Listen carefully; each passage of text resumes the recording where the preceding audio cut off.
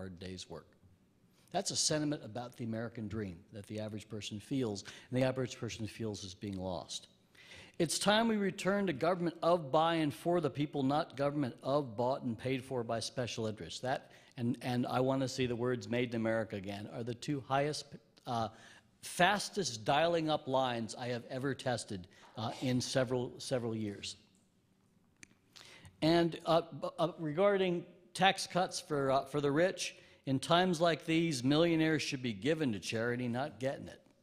Okay, so that's where Americans are. And compare this to the discourse we're hearing in Washington and what we're hearing night after night after night from the gang of six about how we can make things worse for kids and for poor people and for seniors and better for rich people and oil companies. So that's where we, and again, I'm being bipartisan.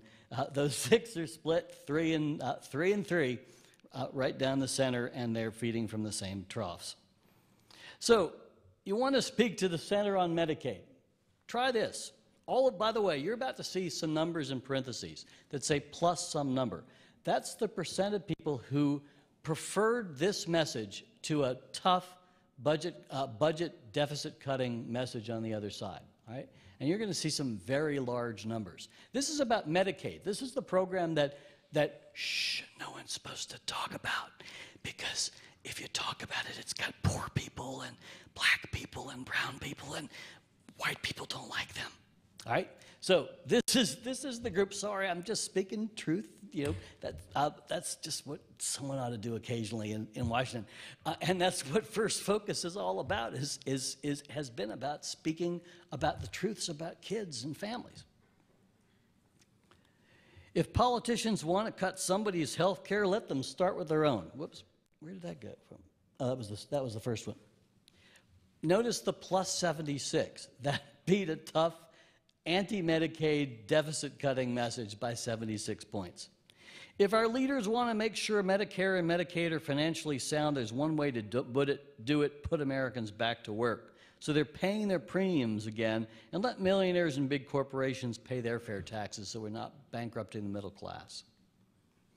This one's really interesting because it is directly race conscious, which is one of the things that we hear. The conventional wisdom is, don't talk directly about race. That scares white people. You know what? It scares white people a lot more when you don't talk about race, especially if the other side is using coded messages that have race all over them. And the reason for that I'll come back to later is simply that we respond both consciously and unconsciously to messages. And the average white person is actually no longer consciously bigoted in the way that they were back in the 1960s. I mean, the average white person does not wake up in the morning and look in the mirror and go, I'm a bigot and I'm proud. And that's just not where we are anymore.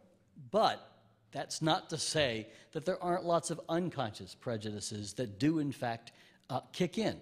We know, for example, in the state of Florida from a study, that if you're a black man convicted of a violent crime, the best predictor of how long your sentence is going to be. So you're the same color, you've been convicted of the same crimes, the best predictor of how long your sentence is going to be is how dark is your skin and how African looking are your features.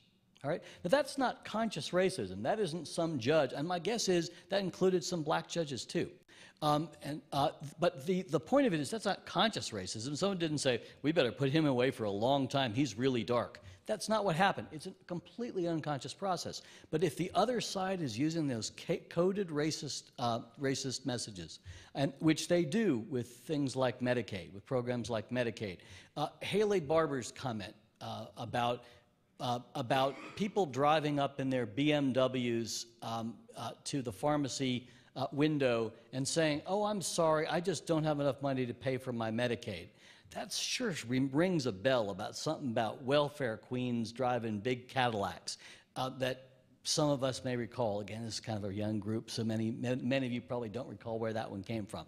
But it's an old technique. But what it does is it activates unconscious prejudices against race. The best way to deal with them is to bring this to the level of consciousness where the average American actually doesn't believe in discrimination, doesn't think it's right to discriminate on the basis of race or color or sexual orientation. So here's the message. Whether you're white or black or brown, there's nothing more painful than having a sick child and not being able to take them to the doctor because you can't afford it. It's time we help those parents get back to work, not take away the health insurance for their kids. If we're going to cut, Medicaid covers long-term care for our aging parents and grandparents, and politicians have no right to shred the contract this country made with our seniors after a lifetime of work. Again, just notice all of the numbers on these. These are not small single digits or minuses. These are plus 69 to plus 76. These are, again, that's the percent who preferred this message to a tough budget-cutting message, the kind of messages that are the only message we're hearing in Washington today.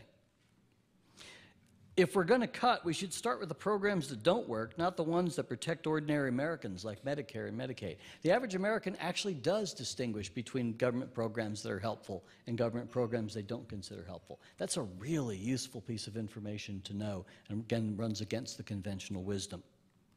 15 million Americans are out of work right now, and they like nothing more than to be contributors to Medicaid again rather than recipients of it, and they could be if politicians would start making jobs a priority instead of a talking point. And the last one on Medicaid, we shouldn't be balancing the budget on the backs of people who are poor, have lost their jobs, or need nursing home care. Congress should instead stand up to the special interests and let big corporations and the wealthy step up to the plate. All right, I'm going to go through a shorter number on children's health. But just to give you a flavor, again, take a look at the numbers. This was the strongest one, and we've tested this before and on children's health. If you ever want to talk about the children's health insurance program, this is the best sentence to do it. People who work for a living ought to be able to take their kids to the doctor when they're sick. That is a value that everyone agrees with, and frankly, that's what the children's health insurance program is. By the way, you'll notice you'll never hear me say CHIP. And I'm going to come back to this in a minute. But the reason you'll never hear me say CHIP is because the average person has no idea what CHIP is. Never take your acronyms out in public. That's messaging rule number one. People don't know what they are. It's really hard to get excited about an acronym unless you're an advocate. Advocates, we have different brains than everybody else. We can get excited about things. I even add the S before it, an S-chip, and we're even more excited by it. That's not how the average person's mind works. So anytime you can just say children's health or children's health insurance, you do a lot better. And I'm going to come back in a moment. I've got a slide of words and phrases to use, words and phrases not to use. The health of our kids should be more important than the bottom line of health insurance companies.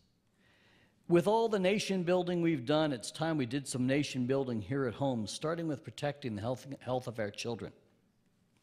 You don't gamble with our children's health.